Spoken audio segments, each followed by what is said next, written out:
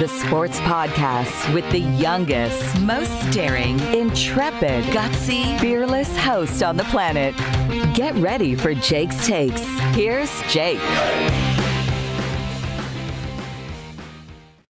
My guest today is the assistant coach for the Milwaukee Bucks.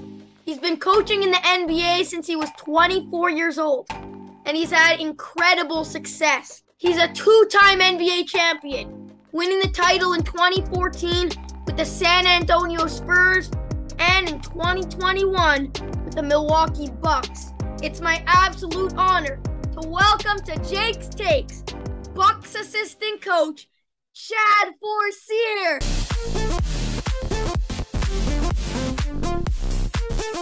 What's up, Coach? How you doing?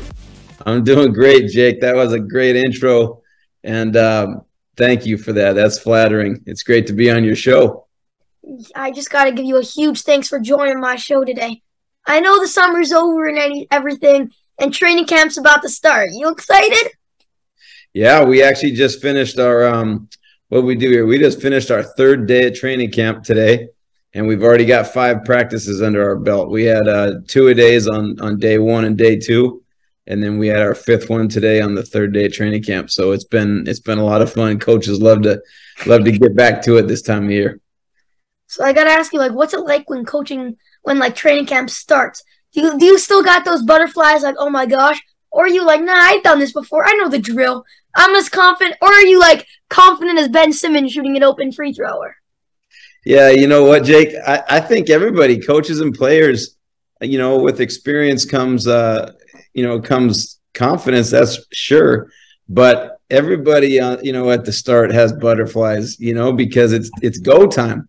It's time to go to work. It's time to do the job. It's time to do the job really well. So, whether you're a player or a coach, you've got to be prepared, and and then you're going to, step up and perform, do your job. So there's butterflies and but they come from a great place. Everybody's excited. There's great energy, and and you're humbled because you realize that you're fortunate to be in such a position, and it's kind of, I always find myself having a pinch myself kind of moment, just realizing that I'm still fortunate enough to be having an opportunity to be coaching in the NBA.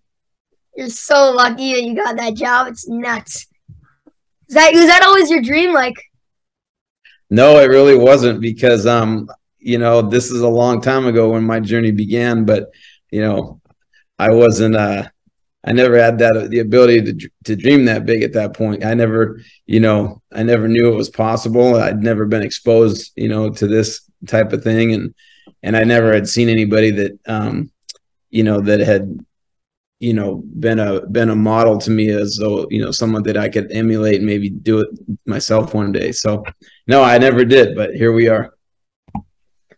Okay, so you ready to talk some hoops, Coach? Let's go. Let's do it. Okay, so you started coaching in the NBA when you were in your low 20s, okay? And you were younger than most of the players. And I know what it's like when my younger brother, who's 9 years old, comes over to me, he's watching me playing basketball. He's like, "You should really spin on that move."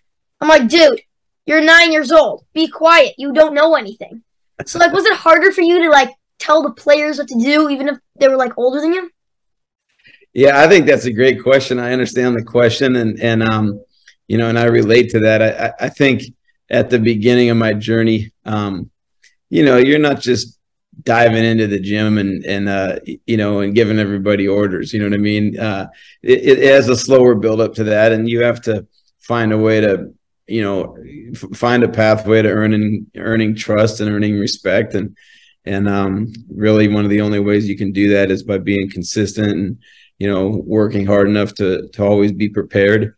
You can never BS anybody, and you can't be unprepared, or you'll be sniffed out. So I think those kind of things, just being, bringing energy every day and being consistent every single day, all day, every day, those kind of things, eventually you build trust and respect, and that gives you an opportunity to, to probably, say some things that people will listen to. So it's an interesting process, but that was a long time ago. And I definitely didn't just run into the gym and start telling everybody what to do.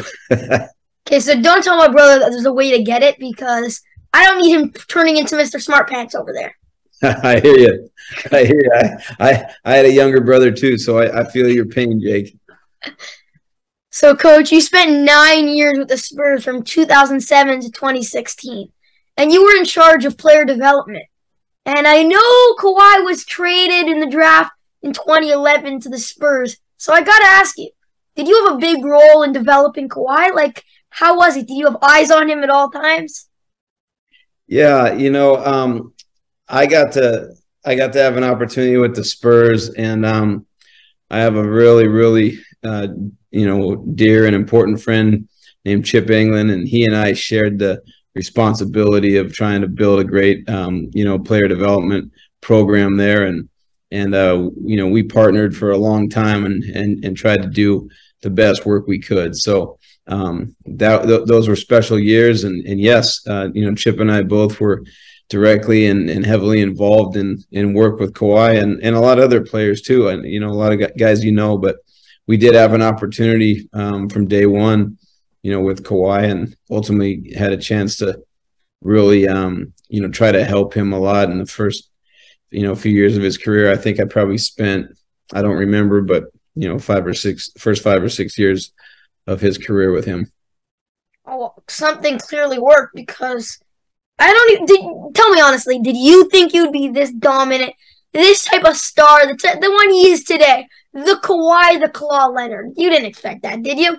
No, you know what, Jake? This is how it goes. None of us ever have a crystal ball. I don't care if it's the general manager who's drafting somebody, or the experts on TV that are talking about a guy on draft night, or the people that are writing about, guys, on ESPN. But what you end up finding out is you get an early impression, not only of a guy's physical, attributes and talents, but you get an early impression of kind of how a guy ticks, what his personality is, work habits, things like that. And no doubt about it, wouldn't have been able to predict from Jump Street that you might have a superstar, but there were a lot of things that indicated to me and a lot of other people that he had a chance to become a special player, and a lot of that had to do with just his desire to be great. He wanted to be great, and he put in the work to do it,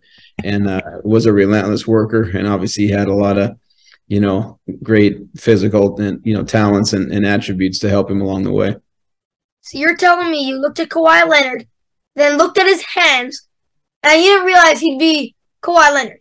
Those hands are not normal. Come on. That's not normal. It's crazy. Right. He was unique, and he was appropriately nicknamed. Exactly. Anyway, when you were involved in player development, did you also have a role in drafting players? Because when I had Coach Kerr on my show, he told me a few weeks ago that he focused on coaching only. He didn't get involved with the drafting and stuff. But you were involved in the player development. Did you have any say in drafting a player?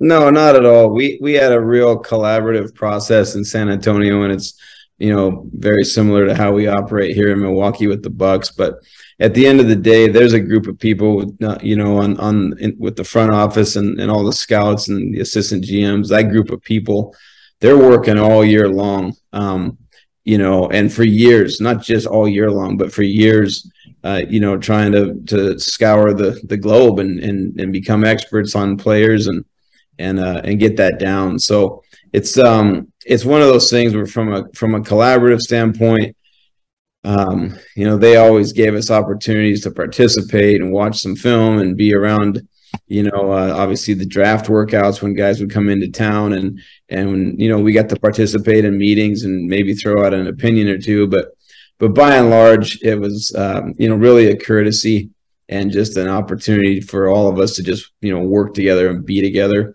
But really when the rubber hit the road, we're not involved as coaches in terms of weighing in on that kind of stuff. Usually the only one that would really, have a substantial vote and a real opinion would be the head coach. Actually, I want to ask you about a couple of head coaches you got to work with. I mean, you got to work with such great coaches like Coach Popovich, Rick Carlisle, Dwayne Casey, and even George Karl. But I got to hear about Coach Pop. You know, this might seem a little far-fetched, but my call is that, you know Bill Belichick, the coach of the Patriots? Of course. Yeah, so I believe that Coach Bill Belichick and Coach Pop are long-lost brothers. Come on, you see that. I understand why you're comparing them, Jake. They are, obviously both as excellent as it comes in their, in their respective sports, right? Yeah, they're just both winners. I mean, they're grumpy also. They're like that. Oh God, I know why you're saying that. I see why people like to draw the comparison. They're both obviously, have sustained championship success for longer than some people have been alive. Got to get a DNA test or something, because so most coaches don't usually get the thrill of winning an NBA championship. But Coach, you've done it twice with two very, very different teams. I mean, you did it the first time with a veteran, I'd say more veteran lineup in the Spurs, and it was kind of like expected. They're winners. That team was a bunch of winners. But you did it for the first time with this Bucks team. Was it more exciting with Milwaukee? Jake, I think you described it perfectly. Two completely different teams and two completely different, set of circumstances. And I would say that if you're fortunate enough to be part of a championship group, there's no better feeling, whether in my case, a first-time experience or now having gotten, lucky enough to have two of those experiences. But I think what you find out is that it's so hard, to get all the way to the mountaintop. And so when you do, it's as exhilarating as you can imagine. And again, for me, the 2014 Spurs, that was obviously my first, ever time. And it was, the feeling's hard to describe when you have a first time experience. And, I was in a situation with a lot of people there that had done it many times before. By the time I had my first one, Coach Popovich that was the fifth ring that was going on his hand. And Tim Duncan, he was putting a fifth ring on his hand, and Manu Ginobili was putting a fourth ring on his hand. Tony Parker was putting a fourth ring on his hand. So, a lot of things like that. But it was fantastic. And then we're here in Milwaukee, and I think just being in a situation where unlike in San Antonio, where a generation of Spurs fans had grown up in San Antonio only knowing championship basketball, whether the Spurs actually won a championship every year or whether they were, whether they got knocked out in the first round some of those years, the Spurs were contenders and they were in that conversation every single year, like I said, for a generation. And so, there's a lot of people that just expected it to be, having a parade on the river, every July. And that, that winning championships was easy. And then you come to, Milwaukee situation and, it's an entire group of people for the most part, with obviously the exception of Coach Bud, who I think he ended up, he has 4 championship rings from his days as an assistant coach in San Antonio. But outside of that, there were a lot of people that had not, yet experienced that. But the greatest thing for all of us here is the fans in Milwaukee. There hadn't been a championship here for 50 years.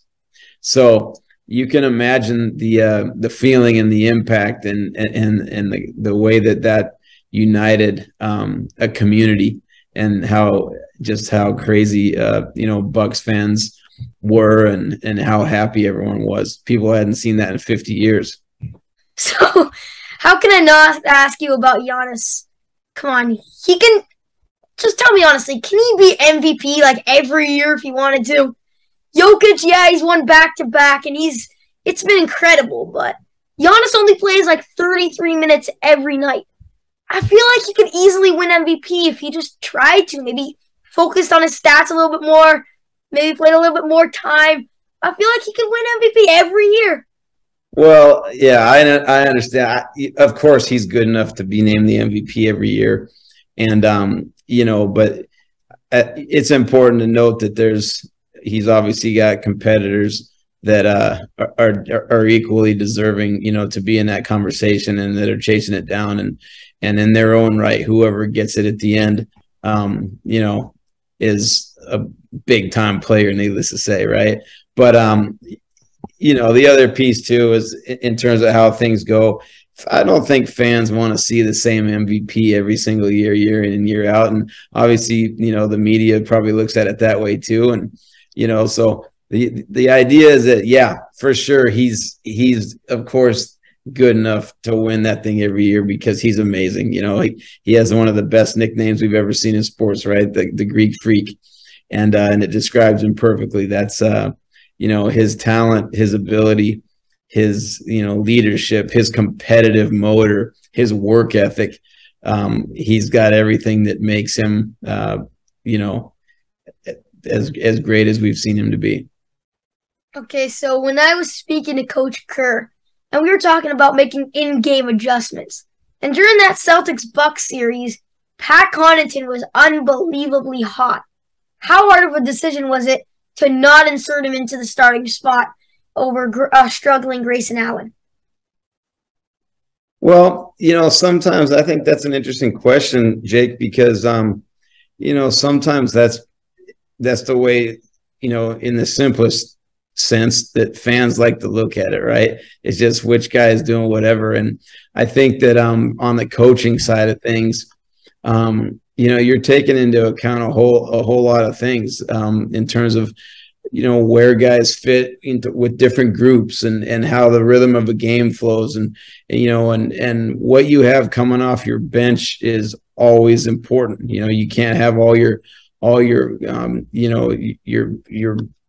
most potent firepower all in one lineup all the time, right? So there's a lot of pieces that go into it, and and the other thing is any player at any time can all of a sudden get hot and course correct and start playing even better than they have been. And likewise, someone can have a great game and it doesn't mean they're going to have a great series. So it goes back to like I've said before, you don't have a crystal ball, and there's never perfect decisions, but there's a lot that you take into account. And I know fans like to look at it like it's just whoever's got the better scoring average or shooting percentage, that should be the guy that plays all the minutes, right? Yeah. By the way, I'm just saying, just to point out how amazing of a player he was for you guys. Boy, he's quite awesome now that we're looking at it. 53% from the field, 42% from three, 100% from the line. And I just had Gary Payton the second on. And it's guys like that they literally help you win championships so much. No one realizes it. The unsung heroes. I agree. That's what makes you have to have a deep team and and a lot of really good players to win a championship. Okay, so second to last question. Is that good? Sure, whatever you got. So the East is stacked this year with some incredible teams. You got the Celtics, who have some insane superstars, as do the Sixers and also the Heat. But how do you view my Raptors? Come on. Do you view them as legit contenders, or are you looking at them at playing? No, listen, if you're in Milwaukee and what you want, if you're a part of the Bucks team or you're part of the fan base and you only have to turn the clock back, what is it, 3 years ago, 2019 finals, I believe. There's nobody around our organization that doesn't have the ultimate respect for Toronto, a team that is always, just beyond well coached, a team that's big, that's physical, that's athletic, that defends and competes at the highest level all the time. So that's the only thing we ever look at. And again, all the other stuff in terms of who gets, what the predictions are and who gets counted in or counted out, that's for nothing but the media and fans. Okay. So I actually have to ask you this. And I know how unique your defense is. Your flexibility is insane. With Giannis and Portis always dealing with the big men. And you got Drew to count on for the defense for the smaller guards. But tell me honestly, who's the toughest player in the league to try and game plan for? Like, which player you see he's on your schedule and be like, look at Coach Bud and be like, what? How are we going to do this? Who are we going to throw at him? Well, before we get to that answer, Jake, let's not forget our amazing starting center, Brook Lopez. Oh, yeah. Okay, and he is the anchor of our defense in terms of being our rim protector and a whole lot more. So you're right. We've got a lot of we've always had really good defensive teams since Coach Bud's been coaching here, and that means we also have some really, really talented, unique individual defenders, and you named them. But there's a lot of challenges, and when you ask that question, and I'm in the East, there's a number of names, but you think of Kevin Durant obviously immediately, because when it comes down to it, I think it would probably be a unanimous answer by any of your guests that you brought on your show. There's not really much you can do you definitely are not stopping Kevin Durant. Let's put it that way. Yeah, but his foot being one size bigger did. Yeah, that helped us. That helped us in our championship run, right? Oh, but yeah, you really, nobody's stopping Kevin Durant. You're just trying to do all you can to make it hard on him, and hopefully you can reduce his efficiency, some nights. But in the end, he's either going to have a great night or not a great night. His shot goes in or it doesn't. So he's probably the one that comes to mind quickly. I'm just going to stick in the East right now. Joel Embiid is unique, right? I mean, what a unique talent to be. Me and my dad argue about that all the time. I thought Embiid deserved to be the MVP this year over Jokic, but yeah, so he's obviously a really big man and a super talented man. He's got guard skills and a 7-foot body, and he's someone that's difficult to match up with, and you have to come up with a scheme that's tough, because he can beat you in a lot of places. He's versatile. He can beat you at the 3-point line. He can beat you, dunking the ball in the middle of the paint. He does a lot of things. They move him around. And so you can't really key in on exactly what, where he's going to be or what you got to control. So those are just a couple of quick answers, that come to mind as being in the Eastern Conference. Coach, it was a huge honor having you on my show to talk hoops. Did you have fun with me today? Absolutely, Jake. It's been a pleasure. I'm so excited to be one of your guests. Thanks for thinking of me and including me in your show. And I got to tell you, you're awfully impressive. Be sitting here having a show like this. Are you still 12? You said, right? Yeah. Yeah, to be doing this at 12 years old, and you've got great energy. You obviously have a ton of intelligence about this sport, and I'm sure a lot of others. Your personality, your energy is fantastic. So it's been a lot of fun. Thank you.